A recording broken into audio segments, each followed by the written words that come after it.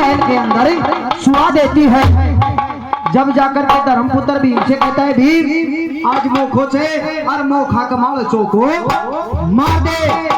कुंती पुत्र भीम जब महाराज धर्मपुत्र की बात सुनता है उसी समय खड़ा होता है और कहता है, महाराज मुझे क्या करना होगा?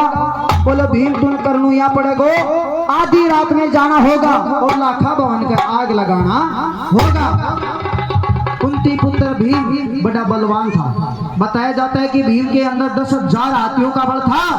ये भीम साक्षात वही पवन पुत्र था जो बजरंग बली है, अंजनी पुत्र हनुमान और कुंती पुत्र भीम दोनों के अंदर बताया जाता है कि बरोबर ताकत थी। बल के अंदर दोनों बरोबर थे। कुंती पुत्र भीम खड़ा होता है, आधी रात में जाता है और जाकर लाखा भवन का गेट मारे आग लगाता है। जैसे ही अग्नि लगाता है जना आग तेज सी दिखाता है और धधकवा लागी। मंत्री प्रोचन सूता हुआ था। भीम अग्नि लगाकर वापस आता है।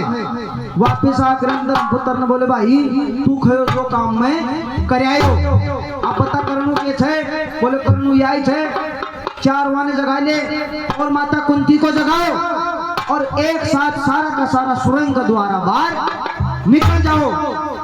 5 भाई पांडव और 6 माता कुंती छऊ का छऊ खड़ा है और सुरंग द्वारा बाहर निकल जाते हैं।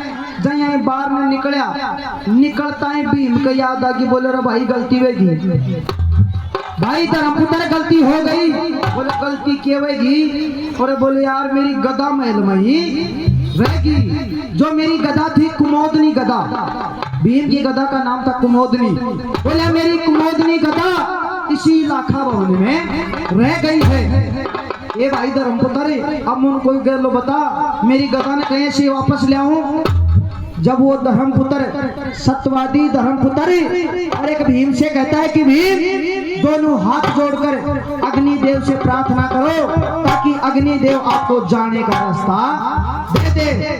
तब एक दोनों हाथ जोड़कर और कुंती पुत्र भीम उस अग्निदेव से प्रार्थना करता है। तो क्या तो कह रहा था और किस प्रकार से वो अग्निदेव कुंती पुत्र भीम की अर्जी सुन रहा था।